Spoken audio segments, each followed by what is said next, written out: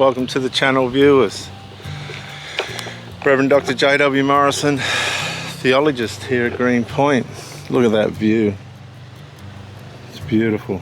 Just getting ready to wing. We'll hydrofoil out here soon. I'll take the dog for a walk and sort him out. But thanks for coming in.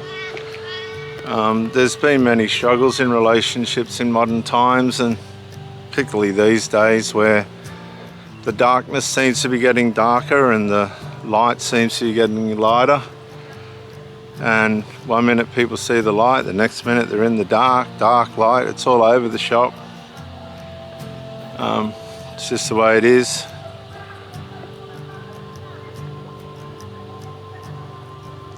Bit of an argument going on back over there. Wind's starting to pick up. It's going to be a good afternoon of sport. Out on that's Gosford, the Brisbane water. Here on the Central Coast, New South Wales, Australia. And we'll go out soon and wing, build our skills. A lot of the trouble in relationships now is spiritual, and spiritual does tie in with psychological, because spiritual can influence psychological and psychological can influence spiritual. One of the things about the Bible is that it clearly states to us that we have a rebellious nature inside of us that will work against us, that wants to bring us down, cause us harm, that wants to upset what's right for us and deceive us from the inside out. Too often we look to the outside when the problem's from the inside.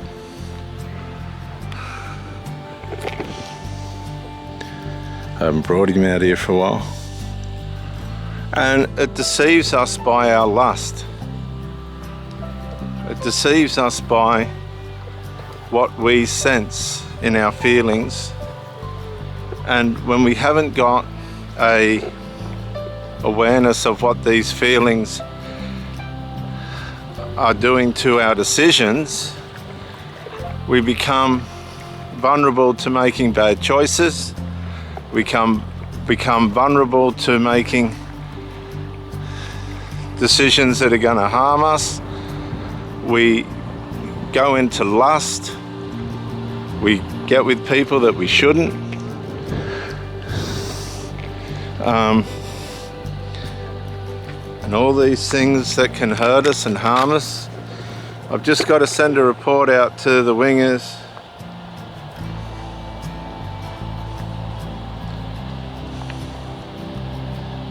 Green Point's cranking, the wind's into Green Point, white caps. Looks like it's going to be a good afternoon, but wind's definitely up and it looks like it's going to hold GP.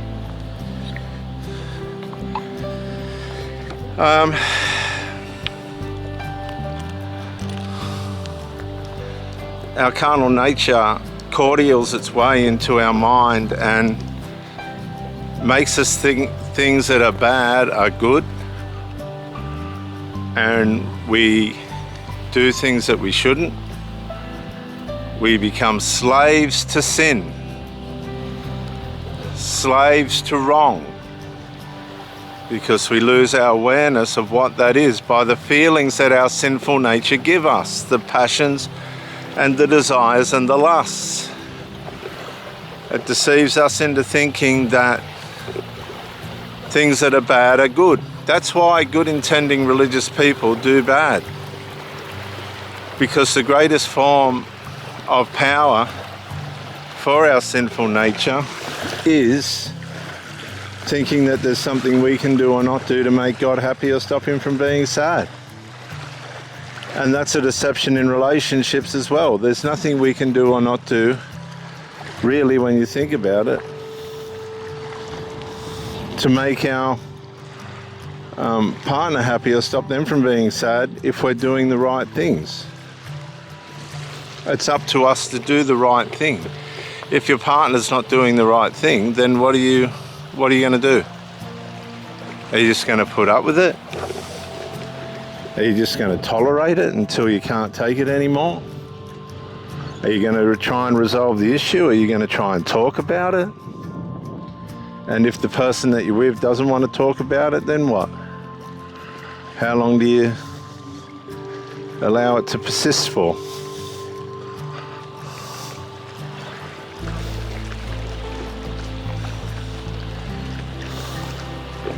Things have to be resolved. They have to be.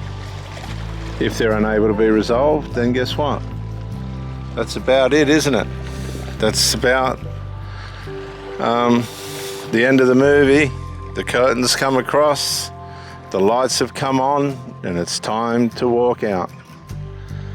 There's no point in harming and maiming yourself by way of somebody's lack of value towards the relationship. Like, these people can feign that they value you, but value is representative of order. If you've got a nice house and you don't mow the front lawn, that place is going to look like rubbish. You can tell someone that values their house, they mow the lawn, they groom it, they make sure everything inside's right. People that don't value things don't look after things, and it's the same in relationships. If the person you're with's not looking after a relationship, then what do you think?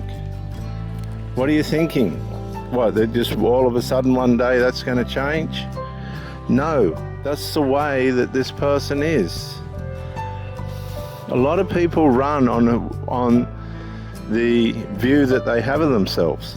A lot of people run on the way in which they've been spoiled in the relationship they had before you come along.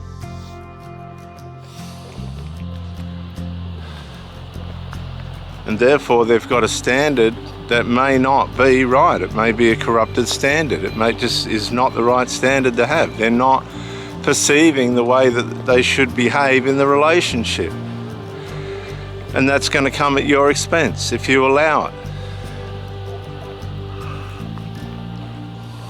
And that's before we get into enmeshments and all the other nonsense and rubbish that's going on out there now. Oh yeah. It's hardcore. Really hardcore.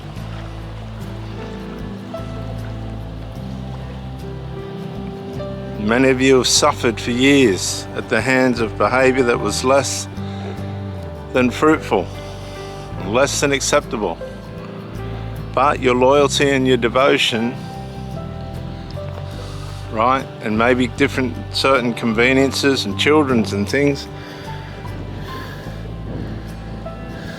encouraged you to stay there. Your own perception of what you thought was worth putting up with kept you in a relationship, in an environment that was not favorable, not acceptable, to say the least. And you bought it. And then years and years later you realized, oh my goodness, I had myself in a position that just was not to my advantage, to my favor.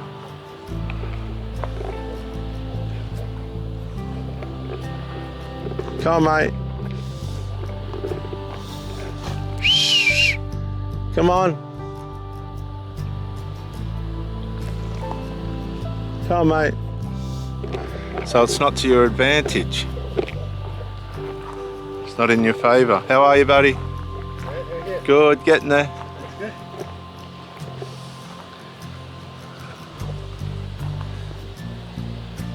And years go by. A lot of people living with terrible regret.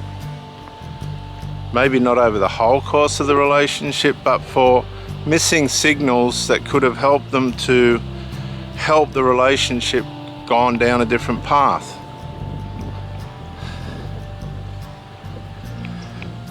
And they miss the signals. And they're the micro incremental moments that matter. matter a great deal, because if you miss those moments, you miss the opportunities to put the relationship on the right path, on the right course. And later on, the relationship suffers. And so does everyone else. You get sick, illnesses, bodily ailments. The neighbour across the road struggling at the moment, he's just rolled his ankle because his mind's not on it. It's not fair. There's spiritual impacts and emotional impacts on the body. I can remember right down the other end of the bay, I was kiting. My second wife put on a performance. She didn't turn up when she was supposed to. Who knows what was going through her brain. I say that respectfully, but at the same time, I had a serious injury. I could have got killed because my mind wasn't where it was supposed to be.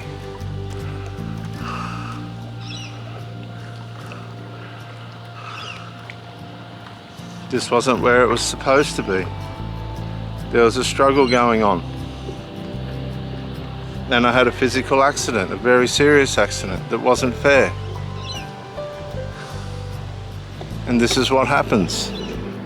We have to have things in order. When people start wearing you down and testing your patience and testing your tolerances and all this other stuff that wears us down, no, you have to be aware that things aren't right. And you have to have the courage to say no. No, I just can't do this anymore. Something's not adding up and I'm changing my path. You stay on your path to whoever it is and let them go, and you find a path that's healthy, not selfish, but healthy. Reverend Dr. J.W. Morrison, theologist, out.